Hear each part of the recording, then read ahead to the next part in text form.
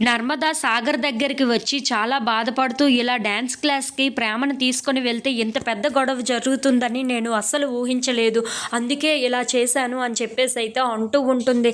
ఆ మాటలు వినగానే అక్కడ ఉన్న సాగర్ మాత్రం నువ్వు ఇంకా అబద్ధాలు చెప్పి నా దగ్గర నటించొద్దు అని చెప్పేసైతే చాలా కోపడుతూ ఉంటాడు. ఆ మాటలు వినగానే అక్కడ ఉన్న నర్మదా మాత్రం చాలా బాధపడుతూ ఉంటుంది. ఇంకా నా దగ్గర ప్రేమ దక్కుతుంది అంటే అది నీ భ్రమ అని చెప్పేసైతే అనుకుంటూ చాలా కోపంగా అక్కడి నుండి వెళ్ళిపోతూ ఉంటాడు. ఆ మాటలు విని అక్కడ ఉన్న నర్మద అయితే చాలా బాధపడుతూ ఉంటుంది. ధీరజ్ ప్రేమ దగ్గరికి వెళ్ళి ఎందుకు ఇలా చేశావు, నీ జీవితాన్నే నాశనం చేసేసుకుంటున్నావు నువ్వు, నీ ధ్యేయం ఏంటి, నువ్వు చెయ్యాలనుకున్నది ఏంటి, ఇప్పుడు నువ్వు చేస్తున్నది ఏంటి, ఎందుకు నేను ఇచ్చిన అప్లికేషన్ ఫామ్ని చింపేశావు అని చెప్పేసి అయితే అడుగుతూ ఉంటాడు. ఆ మాటలు వినగానే అక్కడ ఉన్న ప్రేమ అయితే చాలా బాధపడుతూ అవును, నేను అప్పుడు ఆ గోల్ని రీచ్ అవ్వాలనుకున్నాను, కానీ ఇప్పుడు తర్వాత నా జీవితాన్ని నేను వేరే విధంగా మలుచుకోవాలని ఎన్నో కలలు కన్నాను, ఇప్పుడు ఆ జీవితం నాకు లేకుండా పోతుంది అని చెప్పేసి అయితే అంటూ ఉంటుంది. ఆ మాటలు వినగానే అక్కడ ఉన్న ధీరజ్కి ఏమీ అర్థం కాక నువ్వు ఏం మాట్లాడుతున్నావో నీకు అర్థమవుతుందా, నువ్వు ఏం చెయ్యాలనుకుంటున్నావు, నువ్వు ఇప్పుడు ఏం చేస్తున్నావు అని చెప్పేసి అయితే అంటూ చాలా కోపంగా మాట్లాడుతూ ఉంటాడు.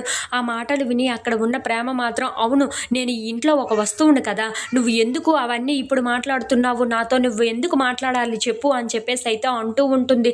ఏంటి ప్రేమ, నేను ఆ రోజు ఏదో అలా మాట్లాడేశాను, కానీ ఇప్పుడు నీ గురించి నేను ఆలోచించి ఈ అప్లికేషన్ ఫామ్ని తీసుకొని వస్తే ఎందుకు ఇలా చేసావు అని చెప్పేసి అయితే అడుగుతూ ఉంటాడు.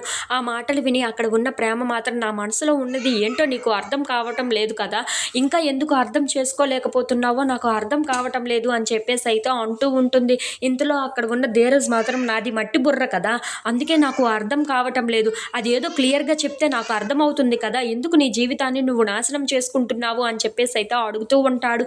ఆ మాటలు విని అక్కడ ఉన్న ప్రేమ అయితే ఇంకా నాశనం చేసుకోవడానికి ఏముంది చెప్పు, నా జీవితాన్ని నాశనం అయిపోయింది కదా, ఇంకా ఏముంది, అందుకే నాకు నువ్వు ఏమీ హెల్ప్ చేయనవసరం లేదు, నా నుండి నువ్వు ఏమీ కోరుకోనవసరం లేదు, నేను కూడా నీ నుండి ఏమీ కోరుకోను అని చెప్పేసి అయితే అంటూ అక్కడి నుండి అయితే చాలా కోపంగా వెళ్ళిపోతూ ఉంటుంది. అది చూసి అక్కడ ఉన్న ధీరజ్ అయితే చాలా బాధపడుతూ ఉంటాడు. If you like this video please like, share and subscribe.